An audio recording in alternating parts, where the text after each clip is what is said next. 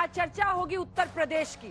उत्तर प्रदेश की सियासत जो देख रहा है वो समझने की कोशिश कर रहा है कि भाई दोनों के बीच में चल क्या रहा है। एक दिन योगी आदित्यनाथ मुख्यमंत्री उत्तर प्रदेश के बयान देते हैं और उधर से तुरंत पलटवार आता है अखिलेश यादव का। और अखिलेश यादव ने तो ये भी कह दिया कि बता दो उन्होंने क्या कहा है, उस पर मैं फौरन जवाब भी दे दूंगा।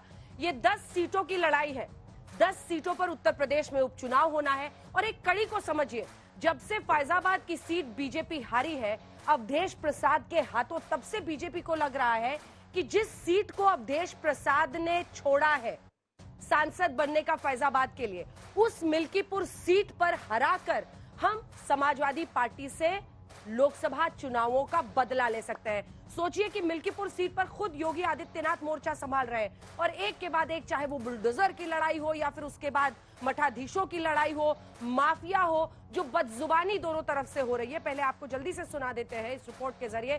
तालियों के साथ स्वागत इन खास मेहमानों का। शिवम त्यागी राष्ट्रीय प्रवक्ता बीजेपी के, अभय दुबे जी राष्ट्रीय प्रवक्ता कांग्रेस पार्टी के, अनुराग भदौरिया जी प्रवक्ता समाजवादी पार्टी के और मलुक नागर साहब जनरल सेक्रेटरी आरएलडी के। लेकिन इससे पहले कि सवालों की शुरुआत करें, आइए आपको अपनी रिपोर्ट दिखा देते हैं।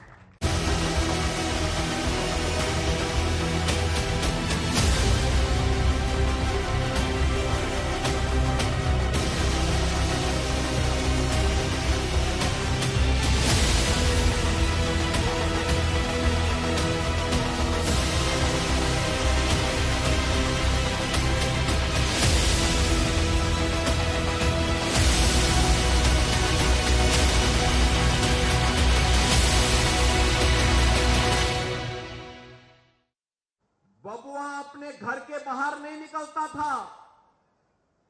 बबुआ 12 बजे सो के उड़ता था और प्रदेश की जनता पिसती थी। माफिया समानांतर सरकार चला करके अराजकता और गुंडागर्दी का एक और तांडव करते थे। माफियाओं के सामने नाक रगड़ने वाला व्यक्ति, दंगाइयों के सामने घुटना टेकने वाला व्यक्ति आज भारत की संत परंपरा को माफिया कहता है। ये उनके संस्कार हैं। मेरी भी तस्वीर देख लो आप और उनकी भी तस्वीर देख लो, माफिया कौन लगेगा बता दो। तो अयोध्या के दीपोत्सव से जिनको परेशानी होती थी उनको तो अब परेशानी होगी कि अयोध्या कैसे सुंदर हो गई है, क्योंकि इनको तो वो विवादित ढांचा प्यारा था जिसको राम भक्तों ने नेस्तनाबूद करने का काम कर दिया था। ये राम भक्तों पर गोली चलाते थे। राम भक्तों के खून से जिनके हाथ सने हुए हो, अयोध्या की चर्चा जब ये करते हैं तो बड़ा आश्चर्य होता है। मैं आपको बता रहा हूं कि बीजेपी की सरकार जब चली जाएगी और इस बार जाएगी चुनाव में, अयोध्या वर्ल्ड क्लास सिटी बनाने का काम समाजवादी लोग करेंगे। इनके चचा जान जैसे थे, चचा जान थे इनके सबके। माफियाओं के सामने नाक रगड़ने वाला व्यक्ति, दंगाइयों के सामने घुटना टेकने वाला व्यक्ति आज भारत की संत परंपरा को माफिया कहता है। ये उनके संस्कार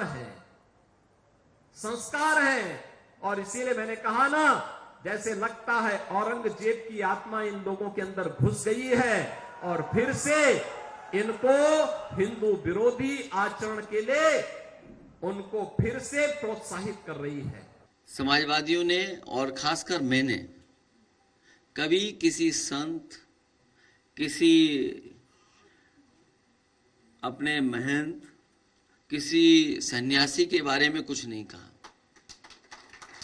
अगर उनको लगता है कि वो शब्द ऐसा है जिसका भाव वो किस रूप में ले रहे हैं, तो हम तो ये कहेंगे कि हमारे उत्तर प्रदेश के मुख्यमंत्री नहीं है, वो मठाधीश मुख्यमंत्री हैं। और फिर मठाधीश मुख्यमंत्री से उम्मीद भी क्या करोगे आप? इसी तरह की भाषा की उम्मीद करोगे। और ये एक दिन से नहीं हुआ है। जब से बीजेपी हारी है तब से कुछ संतुलन गड़बड़ा गया है। इन लोगों को जब भी जनता जनार्दन ने शक्ति दी है तो इन्होंने उस शक्ति का दुरुपयोग किया है, वैसे ही जैसे किसी कालखंड में भस्मासुर ने किया था। आपकी ताकत से ही आपकी आस्था पर प्रहार। दुर्दांत माफिया और अपराधियों के सामने नाक रगड़ते थे और अपने संस्कार के अनुरूप धर्माचार्यों को ये माफिया बोलते हैं। देखिए, जितना हमने पढ़ा है या जितने यहां लोग बैठे हैं जिनको जानकारी होगी, उन्होंने कहा कि सपा और कांग्रेस भस्मासुर है। देखिए, भस्मासुर दो नहीं हो सकते। बीजेपी अपने भस्मासुर को ढूंढ रही है। अभी देखिए, हरियाणा हारेंगे, महाराष्ट्र हारेंगे, जहां जहां चुनाव होंगे वहां बीजेपी हारेगी। कम से कम बीजेपी को अपना भस्मासुर तो ढूंढना चाहिए।